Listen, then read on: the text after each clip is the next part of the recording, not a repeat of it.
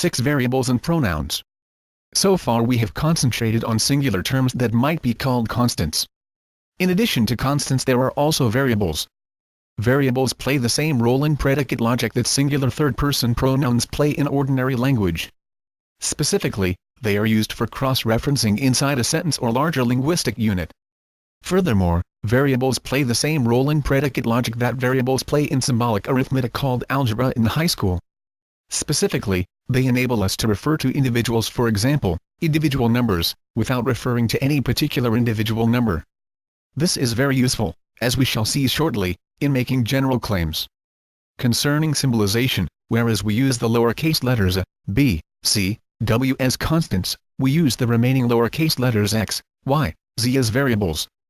If it turns out that we need more than 26 constants or variables, then we will subscript these with numerals to obtain, for example, a2, y3, z50, etc. Thus, in principle, there are infinitely many constants and variables. In order to avoid using subscripted variables, we also reserve the right to requisition constants to use as variables, if the need should arise. So, for example, if we need 6 variables, but only a few constants, then we will draft u, v, and w into service as variables. If this should happen, it will be explicitly announced. For the most part, however, in intro logic we need only 3 variables, and there is no need to recruit constants. When we combine a predicate with one or more singular terms, we obtain a formula of predicate logic. When one or more of these singular terms is a variable, we obtain an open formula. Open formulas of predicate logic correspond to open sentences of natural language. Consider the following sentences of arithmetic. 1 2 is even at 2 3 is larger than 4 LTF 3 it is even x 4 this is larger than that LXY whereas 1 and 2 are closed sentences, and their symbolizations, to the right, are closed formulas, 3 and 4 are open sentences, and their symbolizations are open formulas.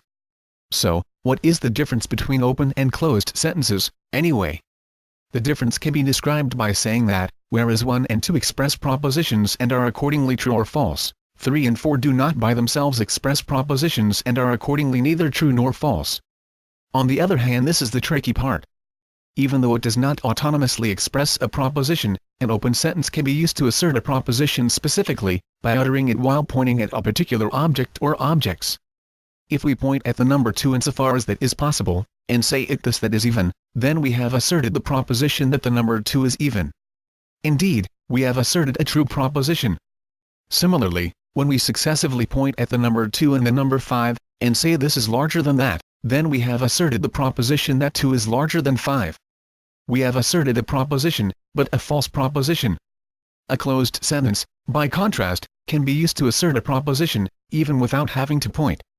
If I say 2 is even, I need not point at the number 2 in order to assert a proposition. The sentence does it for me. One way to describe the difference between open and closed sentences is to say that, unlike closed sentences, open sentences are essentially indexical in character, which is to say that their use essentially involves pointing. Here, think of the index finger, as used for pointing. This pointing can be fairly straightforward, but it can also be oblique and subtle. This pointing can also be either external or internal to the sentence in which the indexical that is, pointing expression occurs. For example, in the sentence about the date with the music major, the pronoun refers to points at something external. The he or she refers to the particular person about whom the speaker is talking. By contrast, in the sentence about roommates, the his or her refers, not externally to a particular person, but rather internally to the expression everyone. Another use of internal pointing involves the following indexical expressions. 1 the former 2 the latter 3 the party of the first part 4 the party of the second part. The latter 2 expressions, an example of pointing, are used almost exclusively in legal documents, and we will not examine them any further. The former 2 expressions, on the other hand, are important expressions in logic. If I refer to a music major and a business major, in that order, then if I say the former respects the latter, I am saying that the music major respects the business major. If I say instead he respects her, then it is not clear who respects whom. Thus, the words former and latter are useful substitutes for ordinary pronouns. We conclude this section by announcing yet another principle of the grammar of predicate logic. In an atomic formula, every subject is either a constant or a variable.